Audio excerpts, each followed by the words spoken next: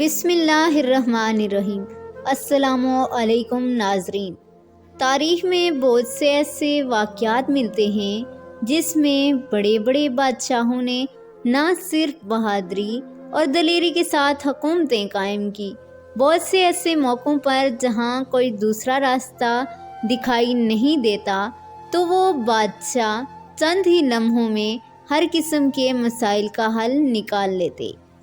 تو دوستو، ایک دفعہ شاہ جہان پہاڑی کے اوپر ایک وادی پر گشت کر رہا تھا کہ قاصد آیا اور اس نے شاہ جہان سے کہا اور اس کو خبر دی کہ حضور سلطنت کے گاؤں میں ایک انوکھا واقعہ پیش آیا ہے جس نے پورے سلطنت نظم و ضبط کو بگاڑ کر رکھ دیا۔ گاؤں کے لوگ جھوٹ بولنے اور جھوٹی گواہی دینے کے لیے مشہور ہو گئے۔ کسی نے بھی ان کے منہ سے کبھی سچ نہیں سنا۔ پیسے کی خاطر وہ لوگ کچھ بھی کرنے کو تیار ہیں۔ اس گاؤں کے ایک مرد اور عورت نے نکاح کر لیا ہے۔ نکاح یقیناً شریعت کے مطابق تھا۔ نکاح کرنے والا مولوی گواہوں کی موجودگی میں یہ نکاح ہوا تھا۔ کچھ عرصہ بعد شوہر نے بیوی کو گھر سے نکال دیا اور اسے تمام شرعی حقوق سے بھی محروم کر دیا۔ اصل میں اس دیہاتی کی چال تھی، کیونکہ اس کا ارادہ گھر بسانے کا نہیں تھا بلکہ کچھ دن اس کے ساتھ وقت گزارنا چاہتا تھا، پھر اسے استعمال کرنے کے بعد اسے گھر سے نکال دینا چاہتا تھا اور پھر اسے گھر سے نکال بھی دیا۔ اور عورت بہت پریشان ہے کیونکہ اس دنیا میں کوئی اس عورت کا نہیں۔ وہ اپنے ماں باپ کی اکلوتی اولاد تھی۔ بچپن میں والدین کا انتقال ہو گیا۔ ناظرین، اس کے بعد وہ عورت مقدمہ لے کر شاہ جہان کی عدالت میں حاضر ہو گئی اور کہا کہ مجھے انصاف چاہیے۔ شاہ جہان نے اس عورت سے کہا کہ آپ کے ساتھ کیا زیادتی ہوئی ہے؟ تو عورت بولی کہ میرے شوہر نے مجھے دھکے دے کر گھر سے نکال دیا اور اب مجھے جانتا تک نہیں۔ شاہ جہان نے کہا کہ تمہارے اس نکاح کی کسی کو خبر ہے کہ نہیں؟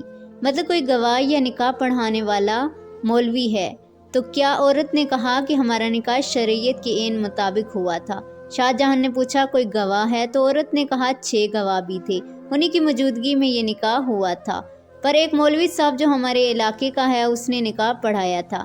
شاہ جہان نے شوہر کے نکاح پڑھانے والے مولوی کو طلب کیا مگر مولوی نے عورت کو پہچاننے سے انکار کر دیا، یہاں تک کہ تمام گواہوں نے بھی عورت کو پہچاننے سے انکار کر دیا۔ انہوں نے کہا کہ ہم نے تو اس سے پہلے اس خاتون کو کبھی دیکھا ہی نہیں، یہ عورت پتہ نہیں کیا چاہتی ہے، ہم کو تو شک ہے کہ یہ اس معزز شخص کی جائیداد پر قبضہ کرنا چاہتی ہے، اس لیے اس پر الزام لگا رہی ہے۔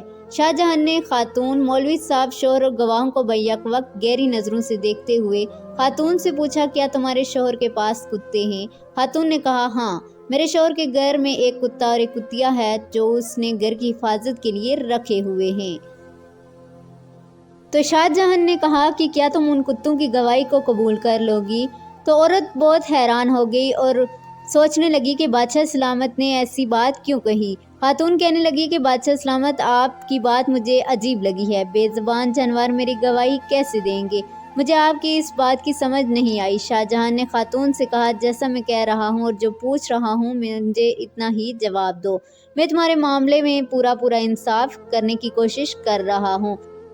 تو عورت نے کہا جی ہاں بادشاہ سلامت، مجھے ان کی گواہی قبول ہوگی۔ تو بادشاہ سلامت نے کہا کہ اس خاتون کو اس کے گھر لے جایا جائے، اگر وہ خاتون کو دیکھ کر اجنبی جان کر بونکنے لگیں تو یہ خاتون جھوٹی ہے، وہ کتے خاتون کو دیکھ کر گھر کا فرد سمجھ کر خوش ہوں تو اس عورت کا دعویٰ درست ہے اور شوہر نکاح پڑھانے والا مولوی اور گواہ جھوٹے ہیں اور یہ خاتون گھر کی مالکن ہے۔ ناظرین، یہ حکم جاری کرتے ہوئے شاہ جہان عدالت میں موجود لوگوں نے شوہر اور گواہوں کی طرف دیکھنا شروع کر دیا، جن کے چہرے جھوٹ پکڑے جانے کے خوف سے رنگ پیلے پڑ گئے تھے اور جسم کپانے لگے تھے۔